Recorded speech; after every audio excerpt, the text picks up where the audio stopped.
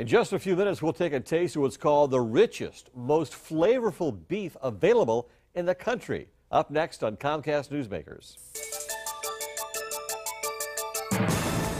Bringing you the news and information you need from the people making a difference. This is Comcast Newsmakers.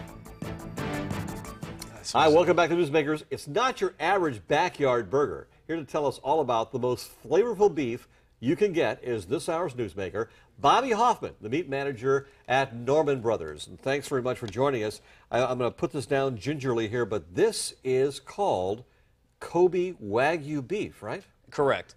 And of course, it emanated from Japan. Exactly. It came originally from Japan, and now they have the breed over in the United States, and they're raising it here to the standards of the Kobe beef in Japan. They brought a few cows over and started to have a little exactly. out there. Exactly. Now, what's the difference between this type of beef and the beef that you'd find anyplace else? Yeah, well, it's just above and beyond even prime beef because prime beef has a lot of marbling in the meat itself, and with the Wagyu beef, the marbling is even more pronounced and it's spread out better. The taste and texture is just worlds beyond. And there's also a difference in the fat content of this beef, right? Well, the fat content, it's got a healthier profile in the fat content, where the saturated, unsaturated fat is like 2 to 1 compared to regular U.S. beef. And does that come through in the flavor?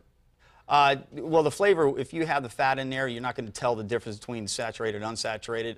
It's just going to like melt in your mouth. Okay, I'm gonna basically take one for the team here, and I'm gonna take a taste to see if I can actually cut into this here.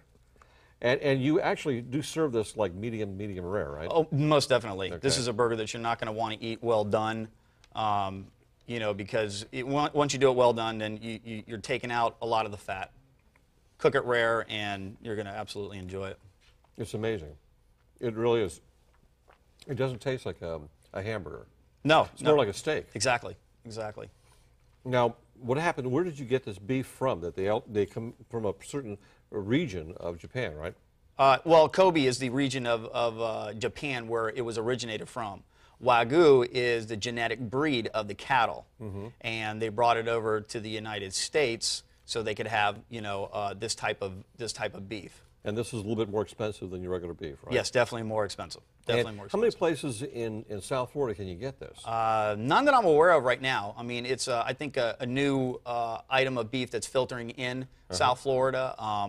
But a matter of fact, I got some from New York, a place in New York, and once I had it, it was just incredible. So I knew I had to start bringing it down here. And it went pretty quickly. Yes, definitely. And of course, Norman Brothers down in South Dade is one of the only places you can get this.